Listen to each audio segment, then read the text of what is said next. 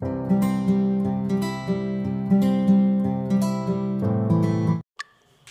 Students, welcome back. और आज हमारी केमिस्ट्री 12 की वीडियो सीरीज का लेक्चर है, जिसमें हम आज आगे पढ़ेंगे।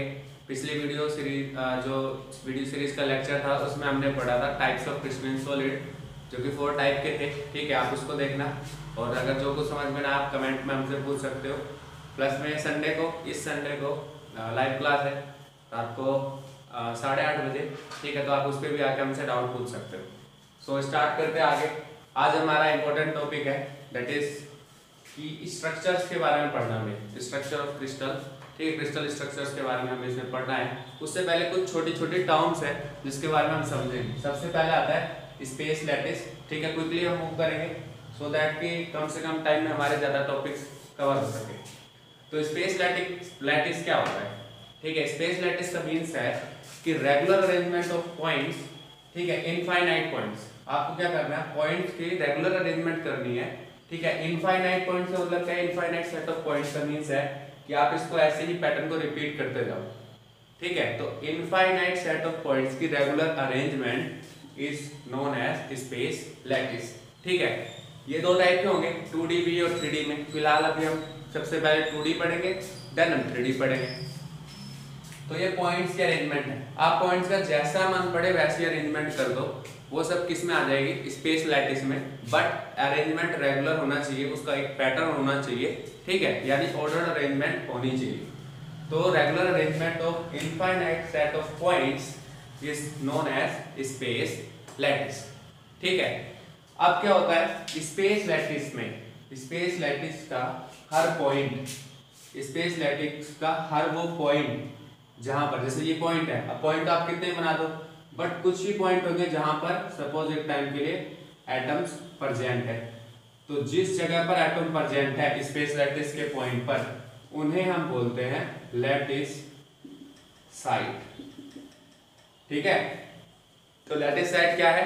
स्पेस लैटिस के वो पॉइंट जहां पर एटम्स प्रेजेंट है वो क्या है? लैटिस साइट है। ठीक है, अब इन्हीं लैटिस साइट का एक सेट, ठीक है, वो क्या कहलाएगा? Crystal lattice. समझ में आया? स्पेस लैटिस क्या है? पॉइंट की अरेंजमेंट। स्पेस लैटिस में कुछ कुछ पॉइंट्स ऐसे होंगे जहां पर एटम्स प्रेजेंट है, उन साइट को, उस पोजीशंस को हम क्या बोलेंगे? Lattice site. ठीक है, ये लैटिस पॉइंट बोलेंगे। अब इन्हीं लैटिस साइट की जो अरेंजमेंट होगी, अब ये तो मैंने यहाँ पर सपोज 4 ऐसे इस तरफ होगी, इस तरफ होगी, इस तरफ होगी, समाओ यहाँ होगी, यहाँ होगी, तो एक तरीके से ये क्या होगी? इसकी अरेंजमेंट होगी। तो इन्हीं लैटिस साइट का एक सेट क्या कहलाएगा? क्रिस्टल लैटिस कहलाएगा। ठीक है, समझ में आ गया? क्रिस्टल लैटिस, स्पेस लैटिस और लैटिस साइट। अब इसमें क्या होता है? एक छोटा सा पोर्शन होता है, एक स्मॉल पोर्शन होता है जिसको हम बोलते हैं यूनिट सेल। यहाँ पर एक छोटा सा पोर्शन होता है जिसको आप रिपीट करते हुए चले जाओ तो आपको आपका पूरा क्रिस्टल लैटिस मिल जाएगा। ठीक है, क्रिस्टल लैटिस मिल जाएगा। पहले आपने स्पेस लैटिस समझा कि भाई पॉइंट्स की अरेंजमेंट हो गई। अब वहां पर लैटिस साइट क्या हो गई? जहां पर पार्टिकल प्रेजेंट है, दैट इज लैटिस साइट। ठीक है, अब उस पार्टिकल को हम एंटिटी बोल देते हैं जनरली। एंटिटी जहां प्रेजेंट है, एंटिटी के अंदर सब आ जाते हैं, एटम भी आ जाते हैं, मॉलिक्यूल्स भी आ जाते हैं, आयंस भी आ जाते हैं, तो एंटिटी बोल देते हैं, जनरलाइज हो गया। ठीक है, तो जिस पॉइंट पर एंटिटी प्रेजेंट है दैट इज लैटिस साइट। अब लैटिस साइट कंबाइन होके क्या बनाती है? क्रिस्टल लैटिस बनाती है। ठीक है, तो यानी कि स्पेस लैटिस वाला पॉइंट गया। अब हम पढ़ेंगे क्रिस्टल लैटिस। ठीक है, अब सपोज क्या है कि यहाँ जो पार्टिकल्स प्रेजेंट है हर जगह पे, अब यहाँ का हर पार्टिकल हमने कंसीडर कर लिया कि यहाँ जो हर ब्लैक डॉट है वो एक तरीके से लैटिस साइट को दिखा रहा है। ठीक, पहले तो हमें सिर्फ लैटिस साइट और स्पेस लैटिस में फर्क समझना था, इसलिए मैंने इसे इस तरीके से दिखा रखा था सो दैट कि आपको समझ में आ जाए स्पेस लैटिस क्या होता है और क्रिस्टल लैटिस क्या होता है। अब सपोज एक क्रिस्टल लैटिस है, 4 पॉइंट्स को मिला दो। ठीक है, 4 पॉइंट्स को मिला के ही यूनिट सेल बनती है, कभी भी 4 से छोटा नहीं होता। तो यूनिट सेल क्या होती है? एक स्मॉलेस्ट पोर्शन होता है किसी भी क्रिस्टल लैटिस का, जिसको आप बार बार रिपीट करोगे तो आपको आपका पूरा क्रिस्टल लैटिस मिल जाएगा, क्रिस्टल स्ट्रक्चर पूरा मिल जाएगा। फॉर एन एग्जाम्पल, अगर हमारे पास जैसे घर है, घर में सबसे स्मॉलेस्ट पोर्शन क्या है जिसको रिपीट करते हैं हम बार बार, तो ब्रिक है। जो ब्रिक है वो बार बार क्या कर रहा है, रिपीट कर रहा है, जिसको रिपीट करने से वो स्ट्रक्चर आपको वापस मिल जाता है। सिमिलरली अगर कोई मान लो चेस है, जो पूरा चेस का कार्डबोर्ड होता है उसमें एक छोटा सा स्क्वायर होता है, अब उस स्क्वायर को आप डिफरेंट डिफरेंट डायरेक्शन में रिपीट करो, ठीक है। जैसे मान लो ये स्क्वायर था, इसको इधर रिपीट किया, इधर डिफरेंट डायरेक्शन में, ठीक है, यहाँ रिपीट किया, इस तरफ रिपीट किया, इस तरफ रिपीट किया, इस तरफ, और रिपीट करते जाओगे तो आपको वो चेस का जो बोर्ड होता है वो वापस उसका पैटर्न ऑटोमेटिकली मिल जाएगा। तो यूनिट सेल क्या है, स्मॉलेस्ट पोर्शन जिसको आप बार बार रिपीट करो और उसको रिपीट करने से आपको आपका क्रिस्टल लैटिस मिल जाए। आप कहेंगे सर हमने तो पढ़ा है 3D स्पेस में होना चाहिए। जनरल है यूनिट सेल का कि उसका स्मॉलेस्ट पोर्शन 3D में होगा तो हम 3D बोल देंगे, 2D में होगा तो 2D बोल देंगे, ठीक है। जो मैंने चेस का एग्जांपल लिया वो 2D है। 3D कब होता कि मेरे पास एक क्यूब होता जो मल्टीपल ऑफ क्यूब से मिलके बना है। अगर आप 9 क्यूब्स को एक साथ एक रेगुलर पैटर्न में रखो तो आपको एक बड़ा क्यूब मिल जाएगा, तो उसमें छोटे छोटे क्यूब को रिपीट करते चले गए, 3D बन गया। या जो मैंने अभी ब्रिक का एग्जांपल दिया, ब्रिक कैसा एग्जांपल था, 3D यूनिट सेल का, और जो चेस वाला था वो कैसा एग्जांपल था, तो 2D का था। तो चाहे 2D हो चाहे 3D हो, दोनों ही तरीके के लैटिसेस में एक छोटा पोर्शन होता है जिसको आप अगर रिपीट करोगे, क्रिस्टल लैटिस में छोटा सा पोर्शन जिसको आप रिपीट करोगे तो आपको जो पूरे का पूरा पैटर्न है वो वापस से मिल जाएगा, ठीक है, डिफरेंट डिफरेंट डायरेक्शन में। तो उसे हम बोलते हैं यूनिट सेल। तो यूनिट सेल क्लियर हो गई, क्रिस्टल लैटिस क्लियर हो गया, लैटिस साइड क्लियर हो गई। अब यूनिट सेल बनेगी कैसे? सबसे सिंपल यूनिट सेल है दिस स्क्वायर। मैंने इस स्क्वायर को जोड़ दिया, ये यूनिट सेल है स्मॉल। अब मैं इसको रिपीट करता हूँ, इधर इधर इधर, ऐसे इस तरफ रिपीट कर दूंगा तो मुझे क्या होगा, एक तरीके से मेरे को मेरा लैटिस मिल जाएगा स्क्वायर शेप में। क्योंकि अगर आप स्क्वायर स्क्वायर स्क्वायर को अगर equal number of times left equal number of time right बढ़ाओगे तो आपको ऑटोमेटिकली आपका स्क्वायर मिलेगा, ठीक है। अगर आपका क्रिस्टल लैटिस स्क्वायर है, हम यहाँ पर 2D पढ़ लेते हैं, 3D पढ़ेंगे, ठीक है। तो यहाँ लिख देते हैं हम, इस तरफ लिख देता हूँ लैटिस, फिर लिख देते हैं हम यहाँ पर उनकी यूनिट सेल, ठीक है। तो पहला लैटिस है सपोज स्क्वायर, तो उसकी यूनिट सेल कैसी होगी, स्क्वायर ही होगी। एग्जांपल चेस बोर्ड को देख लो, चेस बोर्ड स्क्वायर दिखता है और उसकी जो यूनिट सेल है वो जो छोटा सा पोर्शन है वो कैसा है, स्क्वायर है, ठीक है। सेकंड रेक्टेंगल, तो इसकी भी यूनिट सेल क्या मिलेगी आपको, रेक्टेंगल। मतलब कहने का मतलब है ये पूरे का पूरा क्रिस्टल लैटिस स्क्वायर है और इसका छोटा सा पोर्शन भी स्क्वायर है। ये पूरे का पूरा लैटिस रेक्टेंगल शेप का है, इसका छोटा सा पोर्शन भी किस शेप का है, रेक्टेंगल ही शेप का है। तो उसे हम क्या बोल देते हैं यहाँ पर कि भाई ये इसका लैटिस का जो स्ट्रक्चर है वो किस टाइप का है, ये उसका यूनिट सेल का। ये अभी हम सबसे पहले 2D अरेंजमेंट्स पढ़ रहे हैं, देन हम 3D पढ़ेंगे, ठीक है। तो ये हो गया क्रिस्टल लैटिस और ये हो गया यूनिट सेल, ठीक है। इसके बाद आपका आ जाता है भाई पैरेललोग्राम। पैरेललोग्राम, तो ये पैरेललोग्राम की ही शेप का होता है, ठीक है। आप इसको पैरेललोग्राम की ही शेप का हम इसे बना सकते हैं, ठीक है। देन नेक्स्ट आता है आपका रोम्बिक लैटिस। रोम्बिक, ठीक है।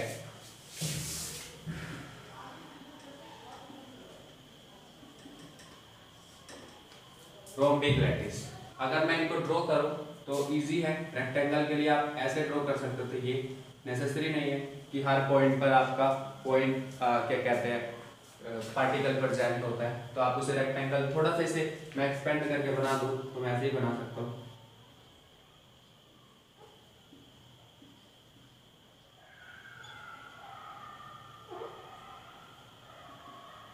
तो ये बनेगा आपका रेक्टेंगल शेप का, आपको दिख रहा है। और आपका ये बड़े वाला स्ट्रक्चर भी रेक्टेंगल ही शेप का है। ये पूरा स्क्वायर है और आपकी जो लैटिस साइड्स है वो भी किस शेप की है, स्क्वायर ही शेप की है, ठीक है।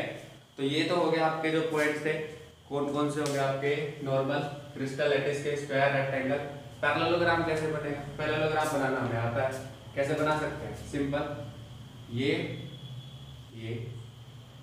बन गया हमारा पैरेललोग्राम, ठीक है। और जो पूरी की पूरी क्रिस्टल लैटिस है वो भी किस शेप का हो जाए, पैरेललोग्राम की ही शेप का अगर हो जाए तो हम इसे बोल देंगे आपका कि ये पैरेललोग्राम क्रिस्टल लैटिस है और इसकी यूनिट सेल भी किस टाइप की है, पैरेललोग्राम की तरह ही दिखेगा। ठीक है, तो क्लियर हो गया कि स्क्वायर के अंदर स्क्वायर, रेक्टेंगल के अंदर रेक्टेंगल, पैरेललोग्राम लैटिस के अंदर पैरेललोग्राम।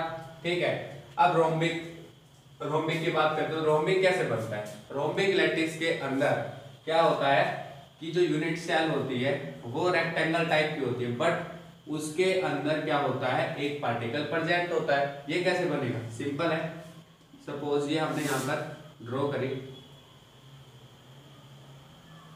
यूनिट सेल्स, हम यहाँ पर ड्रॉ करते हैं।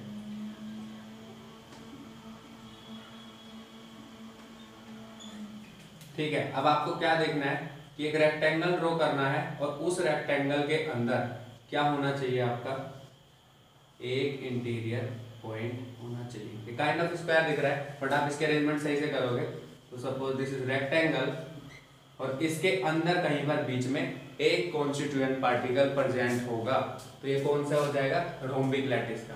ठीक है, तो यहां पर लिख सकते हो रेक्टेंगल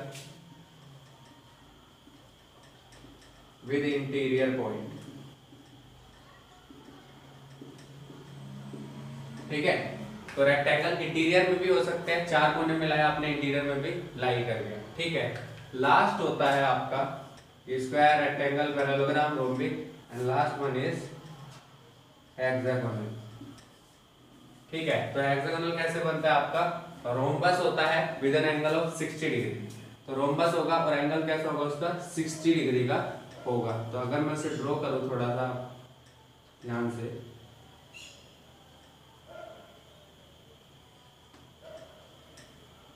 तीन की हेल्प से ड्रॉ करते हैं ताकि टाइम थोड़ा हमारा कम हो। सपोज ये है, ठीक है, काइंड ऑफ, और ये एंगल कितने का है, 60 डिग्री का। ठीक है, तो ये हेक्सागन टाइप का स्ट्रक्चर बनाएगा। तो यहाँ क्या लिख दोगे, रोम्बस विद एंगल 60 डिग्री। ठीक है, तो ये पॉइंट हमारे खत्म हो गए। 2D के इस तरीके के लैटिस होते हैं, square lattice, rectangular, parallelogram, rhombic, और इस तरीके की इसकी यूनिट सेल्स यहाँ प्रेजेंट होती हैं। ये पॉइंट हमारे खत्म हो गए। तो यूनिट सेल हमने समझ लिया कि भाई स्मॉलेस्ट 3D पोर्शन जो रिपीट होगा। अब इसी को रिपीट करो, इस फोल्ड, इसको इधर रिपीट कर दो, ऐसा बन जाएगा।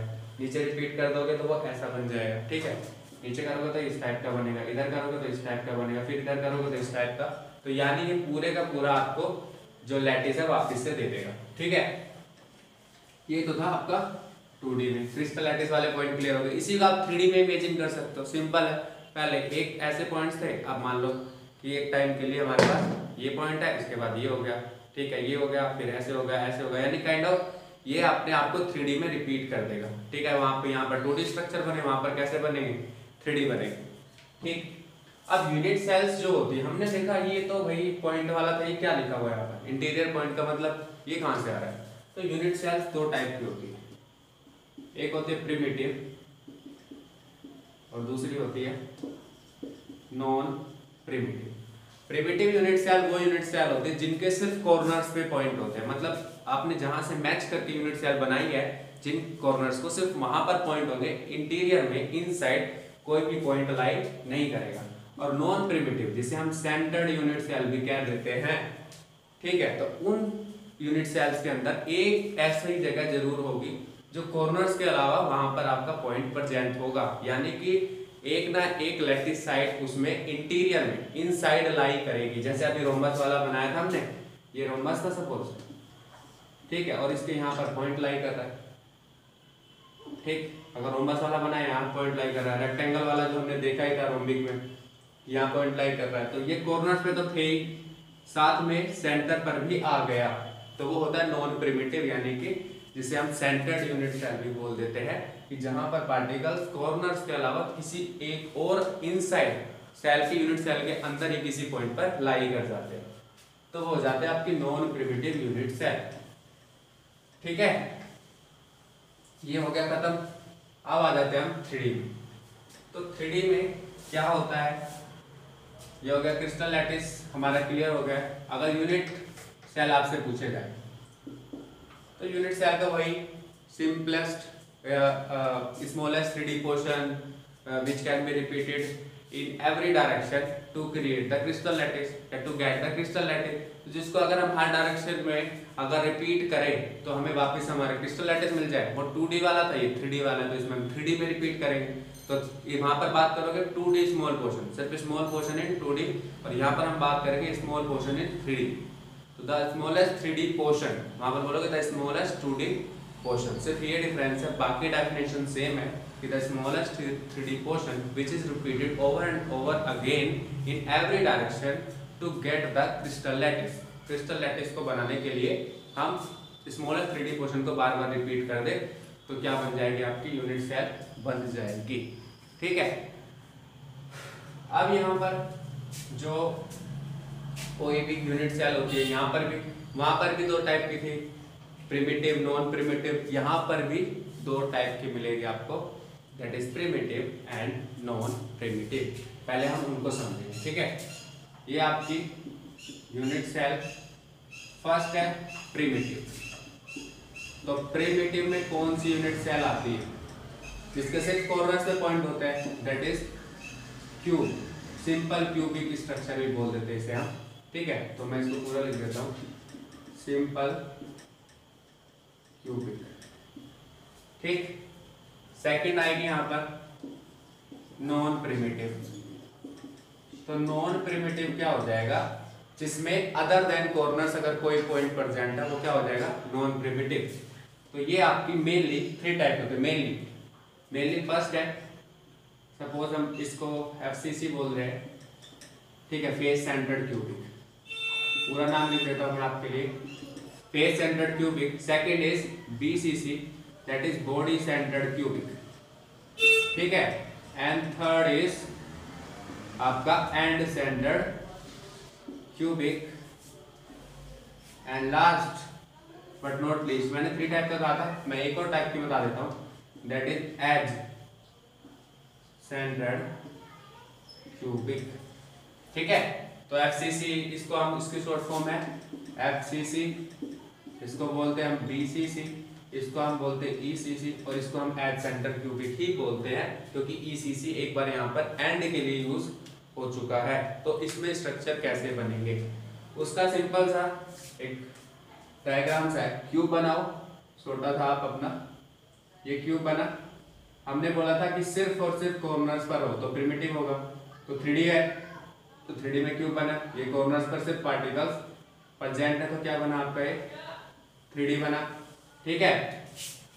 FCC, face centred cubic.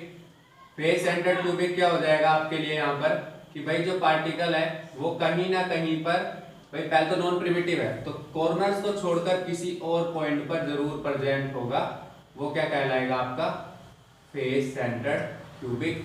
अब यहाँ पर मतलब नॉन प्रिमिटिव कहलाएगा। ठीक है। फेस सेंटर्ड क्यूबिक का मींस है फेसिस के सेंटर पर प्रेजेंट है। ठीक है। ये लिखा है इसमें 2 फेसेस का फेस सेंटर्ड क्यूबिक। तो यहाँ पर कितने फेस होते हैं टोटल 6, 1 2 अपोजिट में 3, 4 अपोजिट में 5, 6 अपोजिट में, और क्या लिखा है फेस सेंटर्ड, तो यानी फेस के सेंटर पर पार्टिकल्स प्रेजेंट है। तो टोटल 6 होंगे, तो यहाँ पर हमने लिख दिया 6। अब लिखा है यहाँ पर बॉडी सेंटर्ड क्यूबिक। तो ये भी नॉन प्रिमिटिव है क्योंकि बॉडी के सेंटर पे प्रेजेंट है, नॉन प्रिमिटिव की ही कैटेगरी है। तो बॉडी सेंटर्ड का मींस क्या है, आप यहाँ पर एक क्यूब बना दिया हमने। ठीक। कॉर्नर्स पे तो पार्टिकल्स प्रेजेंट होंगे ही होंगे। नॉन प्रिमिटिव का मतलब ये नहीं है कि कॉर्नर्स पे पार्टिकल प्रेजेंट नहीं है, कॉर्नर्स पे तो होंगे ही होंगे, कॉर्नर के अलावा किसी और पॉइंट पर प्रेजेंट होंगे। ठीक है। और यहाँ लिखा है BCC, that is body centre. तो बॉडी का, क्यूब का सेंटर कहीं यहाँ कहीं लाई करेगा, बिल्कुल बीचों बीच। ठीक है। तो ये डायगोनली ऐसे ऐसे इंटरसेक्ट करेगा बीचों बीच। ठीक है। आप समझ सकते हो कि एक कमरा है, अगर वो क्यूबिक शेप का है तो उसका कहीं बिल्कुल बीचों बीच मिडल, वो है आपका बॉडी सेंटर्ड क्यूबिक। नेक्स्ट है आपका एंड सेंटर्ड क्यूबिक।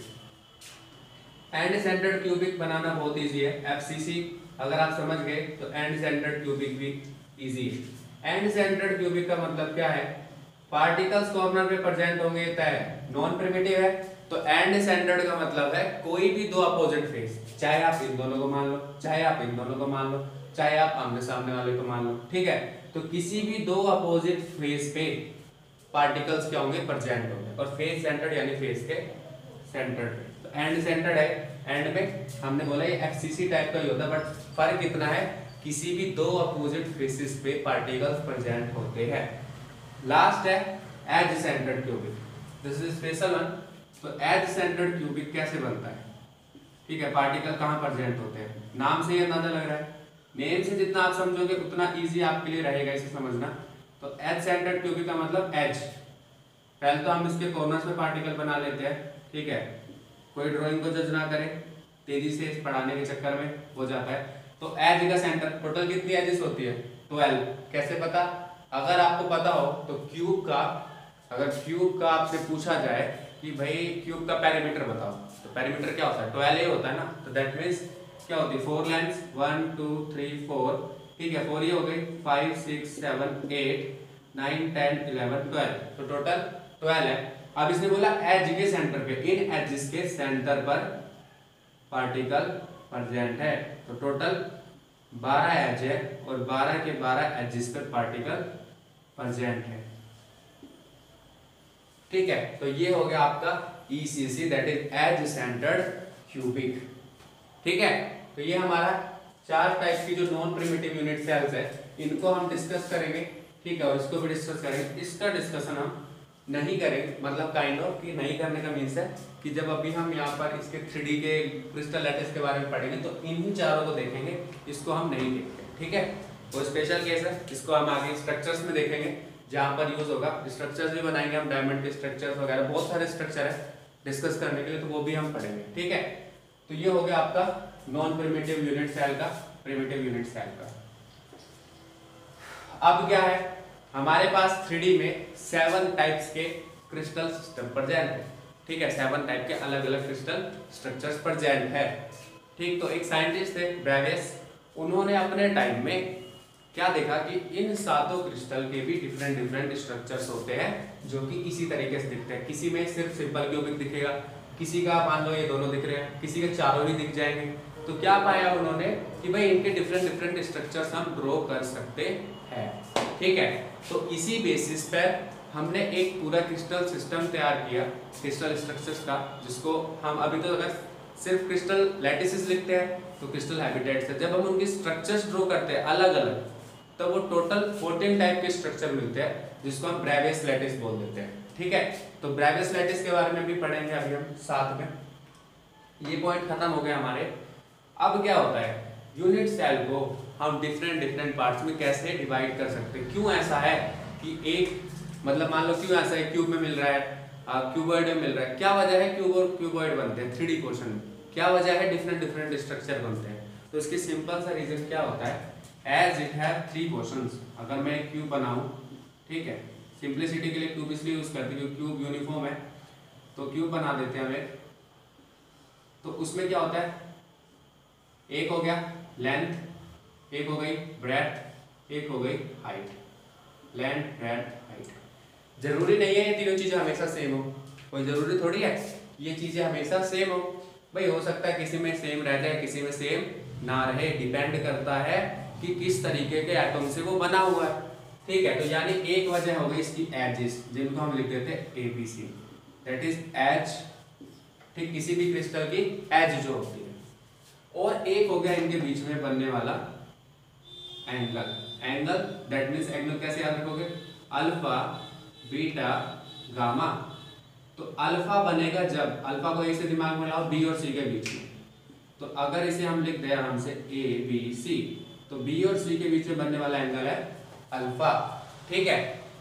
अब बीटा B से रिलेट करता है, तो A और C के बीच में बनने वाला A और C, दैट इज ये वाला एंगल, A और C के बीच में बनने वाला एंगल है आपका गामा, ये अल्फा है ये गामा है, सॉरी उल्टा बोल गया, बीटा, ठीक है, B बीटा A और C के बीच में, और C गामा से रिलेट करो, तो C यानी गामा, यानी C को छोड़ के जो बची A और B, तो यानी A और B में जो एंगल बनेगा that is this angle is gamma. तो याद रखना अल्फा A को छोड़ के B और C के बीच में बन रहा है, बीटा B को छोड़ के A और C के बीच में बन रहा है, गामा C को छोड़ के A और B के बीच में बन रहा है। ये हो गया आपका अल्फा बीटा गामा। और ये एंगल्स नेसेसरी नहीं है क्यूब में तो 90 होते हैं, जरूरी थोड़ी क्यूब ही आए। ठीक है, हमने तो और भी टाइप के डिफरेंट डिफरेंट स्ट्रक्चर्स पढ़े हुए हैं 3D में, मैथमेटिक्स में पढ़ते हुए आ रहे हैं, डिफरेंट डिफरेंट स्ट्रक्चर्स होते हैं। तो नेसेसरी थोड़ी है कि हमेशा 90 हो सकता है 120 हो जाए, कुछ और टाइप का हो जाए। तो बहुत सारे हमारे पास क्वेश्चन हैं जो दिखाते हैं कि भाई ये अलग अलग स्ट्रक्चर्स हम वैसे भी ड्रॉ कर सकते हैं। तो यही दो रीजन होते हैं, that is edge and angles, angles between the edges. ठीक है, और जो आपके ये एज लेंथ होती है ये डिफरेंट कर सकती है, इन्हीं की वजह से डिफरेंट डिफरेंट क्रिस्टल स्ट्रक्चर्स वहां पर बनते हैं। ठीक है, अब हमने एक डिफरेंस पढ़ा था कि क्रिस्टलाइन सॉलिड्स जो होते हैं उनके बीच में इंटरफेशियल एंगल बनते हैं, इंटरफेशियल एक्सिस बनते हैं। ठीक है, उनके एक्सिस बनते हैं और एंगल्स भी बनते हैं। वो पोर्शन यहाँ पर दिख रहा है आपको, ये क्रिस्टलाइन सॉलिड ही है, रेगुलर अरेंजमेंट है पॉइंट्स की। ठीक है, एक पैटर्न मिल रहा है आपको, तो रेगुलर अरेंजमेंट है, ऑर्डर वहाँ फिक्स है और वो रिपीट हो रहा है बार बार। तो दिमाग में सोचो ये क्रिस्टलाइन सॉलिड्स पढ़ रहे हैं। ठीक है, अमरफस में पार्टिकल्स अरेंज ही नहीं है रेगुलरली, तो आप कैसे पढ़ सकते हो? तो ये क्रिस्टलाइन सॉलिड्स का पार्ट था जो मैंने कहा था, मैं बाद में बताऊंगा, वो यहीं पर डिस्कस हो रहा है कि क्रिस्टलाइन सॉलिड्स में पार्टिकल्स रेगुलरली अरेंज थे। ठीक है, और उसमें रेगुलर अरेंजमेंट की वजह से ही स्ट्रक्चर्स हमारे बने और वो A B C alpha beta gamma यहाँ पर दिख रहे हैं। ठीक है, तो ये पॉइंट हो गया आपका क्लियर कि क्यों हम यहाँ पर डिफरेंट डिफरेंट क्रिस्टल सिस्टम्स बनाते हैं। तो हम यहाँ पर 7 क्रिस्टल सिस्टम्स बनाएंगे, इसको क्रिस्टल हैबिटेट्स भी बोल देते हैं। ठीक, तो फर्स्ट है यहाँ पर क्यूबिक। ठीक है, फर्स्ट इज क्यूबिक, CTO में है T, ऐसे याद रखना है, CTO में है T। ठीक है, ये होता है भाई, ये दोनों नीचे दिमाग में रखने के लिए मैंने आपको ये स्ट्रक्चर इस तरीके से समझा रहा हूँ। सबसे नीचे ट्राई ट्राई आते हैं और सबसे नीचे सबसे बेकार स्ट्रक्चर आता है, दैट इज ट्राइक्लिनिक। बेकार स्ट्रक्चर का मींस अनसिमेट्रिक, सबसे अनसिमेट्रिक क्यों होगा, कैसे होगा, ये हम अभी पढ़ेंगे। पहले नाम लिख देते हैं ट्राइगोन, ट्राइक्लिनिक। नीचे भी ट्राई दो होते हैं, ट्राइगोनल, दिस इज हेक्सागोनल। ठीक है, दिस इज मोनोक्लिनिक, और ये आपका है टेट्राहेड्रल, और ये है आपका ऑर्थोरोम्बिक।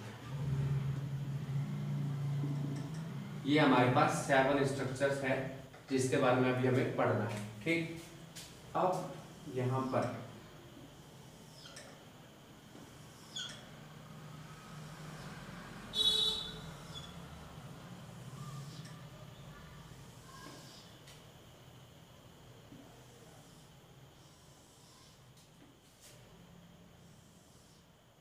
मार्कर भी हल्का पड़ गया हमारा,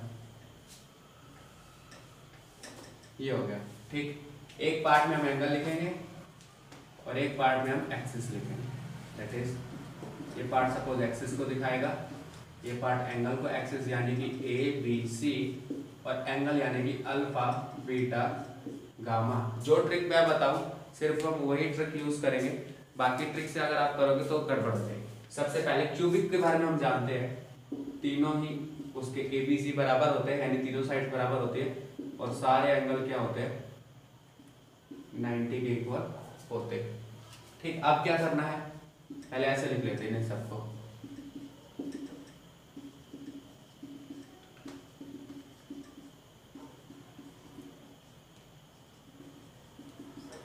क्या करना है, दोनों सही है, एक ठीक नहीं है, एक इक्वल नहीं है, दोनों ही नहीं है। अब इसको एज इट इज यहाँ लिखो। ठीक है, दैट इज कि इस वाले को इसमें लिख दिया, इस वाले को इसमें लिखोगे तो ये, और फिर से ये सब सेम आ गया और लास्ट में कुछ भी इक्वल नहीं है। ये तो हो गया हमारा किसका केस, साइड्स का। ठीक है, यानी एक्सिस का, ये एक्सिस इस तरीके से होते हैं, कनेक्ट करो तो ये कनेक्ट हो जाएंगे इजीली। ठीक है, कनेक्शन में क्या देखने को मिलेगा, ये इसकी तरह है, ये इसकी तरह है और ये इसकी तरह है। हो गया पॉइंट। अब यहाँ पर जो नेक्स्ट पॉइंट आता है कि भाई alpha beta gamma equals to 90, alpha beta gamma 90 का, अब इसको कैसे करें, तीनों में सेम, पहले तीनों में सेम, बिल्कुल easy, alpha beta gamma 90 90। Last वाला सबसे अनसिमेट्रिक है अल्फा बीटा गामा 90 लिखो। ठीक है, ये 4 हो गए हमारे, ये 3 4 हो गए। तो ये हमारा पॉइंट हो गया ट्राइक्लिनिक का कि यहाँ पर अल्फा बीटा गामा इक्वल नहीं होता। अब हेक्सागोनल और ट्राइगोनल रह गए। तो हेक्सागन जो होता है, हेक्सागन आपको अगर पता हो तो हेक्सागन कुछ इस टाइप का दिखता है। तो ये एंगल मोर देन क्या है, this angle is more than 90। तो इसमें क्या हो जाता है 120 डिग्री का एक एंगल हो जाएगा। ठीक है, तो 120 डिग्री का एक एंगल यहाँ पर आपको देखने को मिलेगा ही मिलेगा। ठीक है, तो हेक्सागन में आपका यहाँ पहले लिख लेते हैं अल्फा गामा